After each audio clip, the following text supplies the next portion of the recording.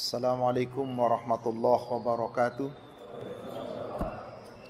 Bapak Ibu sekalian, kita melanjutkan kajian kita di kitab Tauhid dan kita masih kitab Akidah dan Tauhid. Kita masih melanjutkan bab yang ketiga, yaitu tentang macam-macam syirik.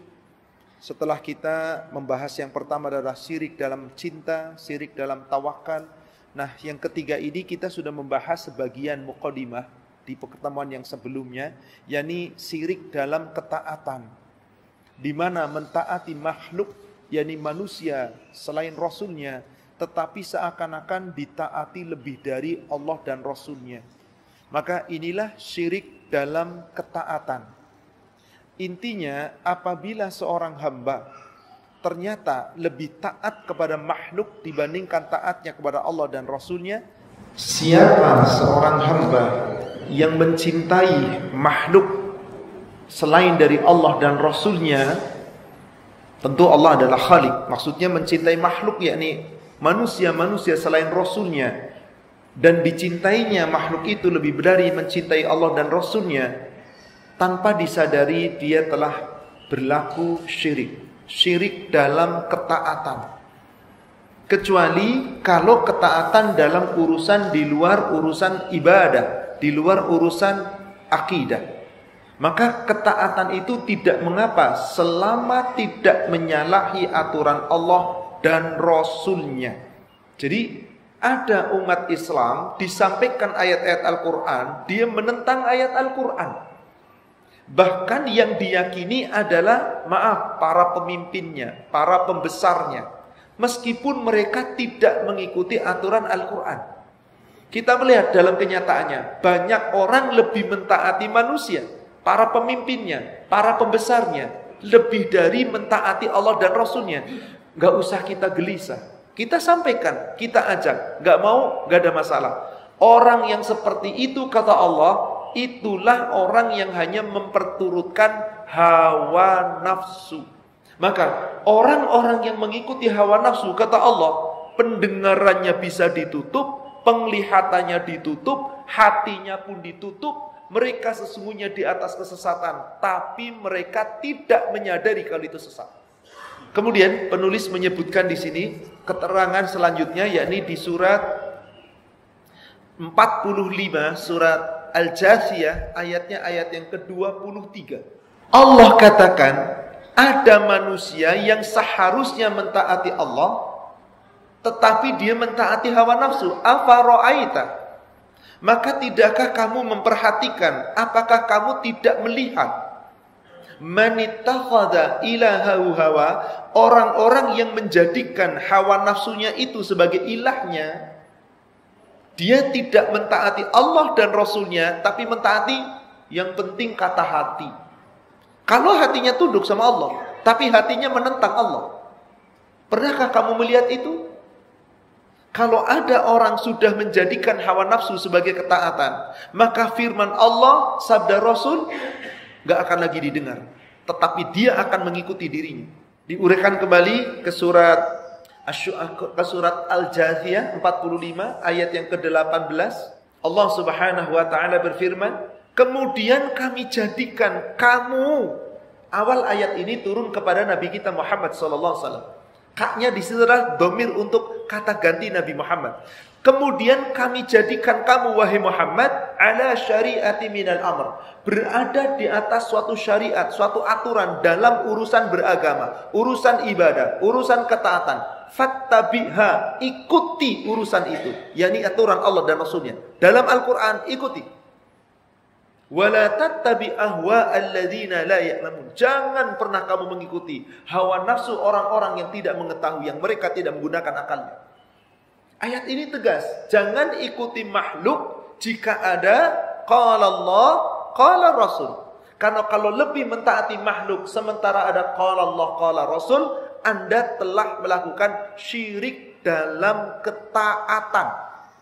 Syirik dalam ketaatan. Kemudian diuraikan salah satu penggalan. Di sini penulis kemudian sampai ke halaman berikutnya menguraikan tentang surat yang sangat panjang disebutkan. Surat An-Nisa, surat 4 dari ayat 59 sampai ayat 65 di halaman 130 dan halaman 131. Kenapa ayat ini begitu penting? Agar kita memahami ketaatan kepada makhluk itu jangan sampai dijadikan mutlak.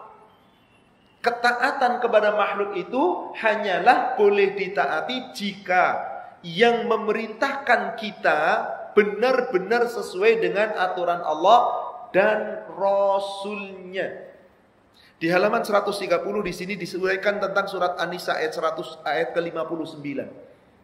Di mana kita wajib mentaati Allah dan mentaati Rasul, sementara kalau ulil amri, para pemimpin, pemegang kekuasaan, atau manusia-manusia yang menjadikan dirinya menyampaikan, memerintahkan, boleh ditaati, tapi ketaatannya tidak mutlak.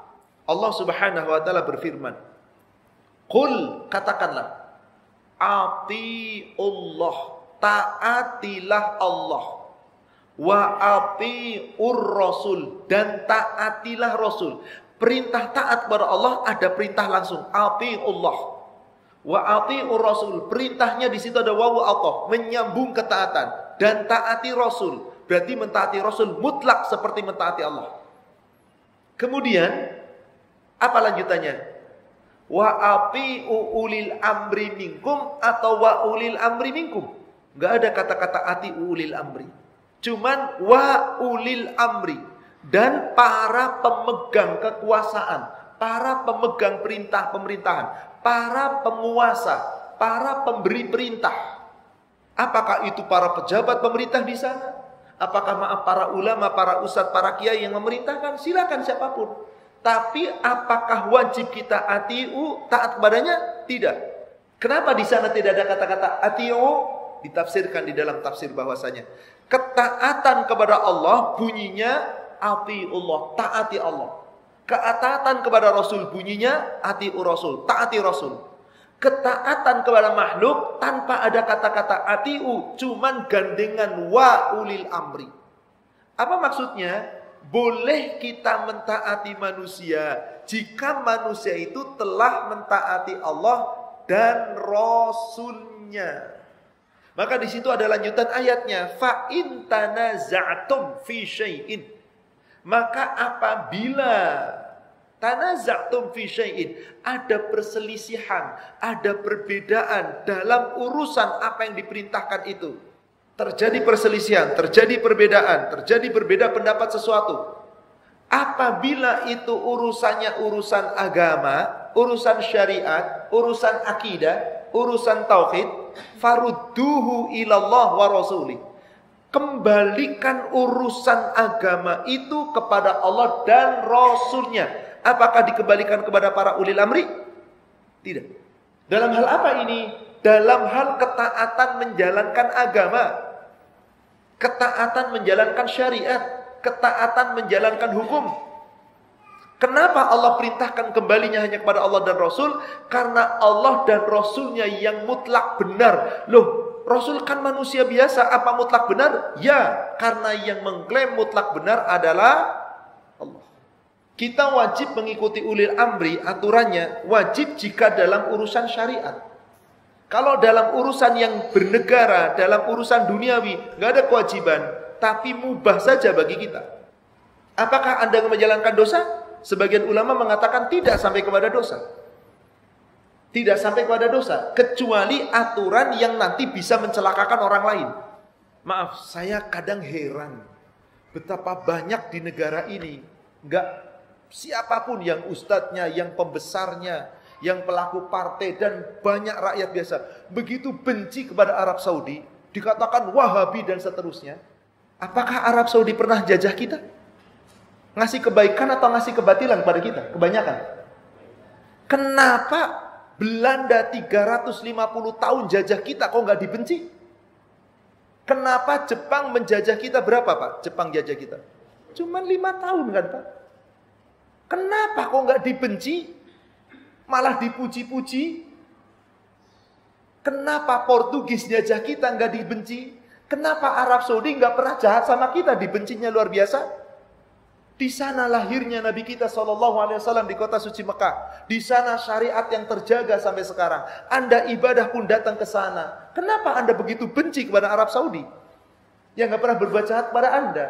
Yang sedang menegakkan ketetapan Allah. Dituding Wahabi dan seterusnya. Subhanallah, Anda tidak tahu sesungguhnya akidah yang benar. Maka hukum-hukum yang datangnya dari sana, padahal bukan datang dari sana, dari Allah melalui orang Arab sana, bagaimana? Ditentangnya habis-habisan.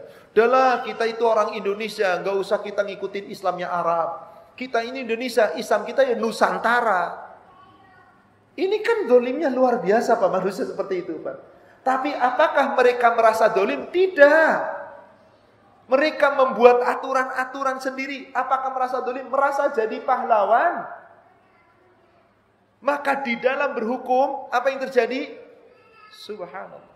Contoh, hukum yang diadopsi dari penjajah hampir tidak pernah ada sedikit pun mengikuti hukum Allah. Contohnya apa? Hukum minum khamar. Ada? Gak ada. Bahkan silahkan jual khamar. Asal di tempat-tempat yang telah ditentukan. Hukum berzina. Ada?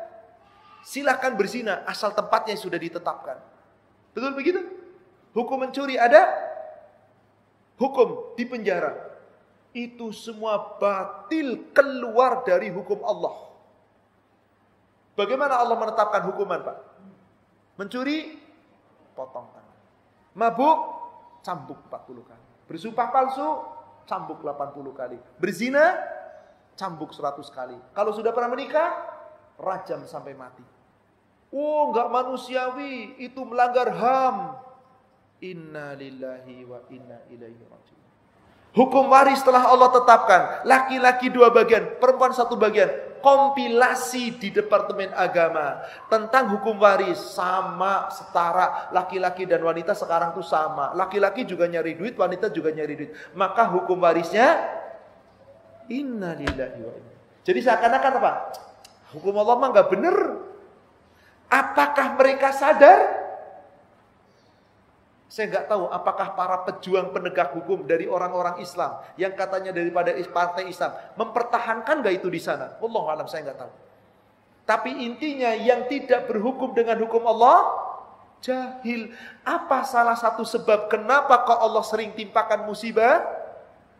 Apa Pak? Itu melanggar hukum Allah. Apa yang disampaikan Rasul diabaikan. Dianggap, alah kata Rasul doang kok. Ini undang-undang nih. Ini kan GBHN. Ini kan aturan pemerintah. Ini kan. Loh Rasul itu lebih utama mana dengan pembuat undang-undang? Undang-undang Rasul itu langsung dari Allah.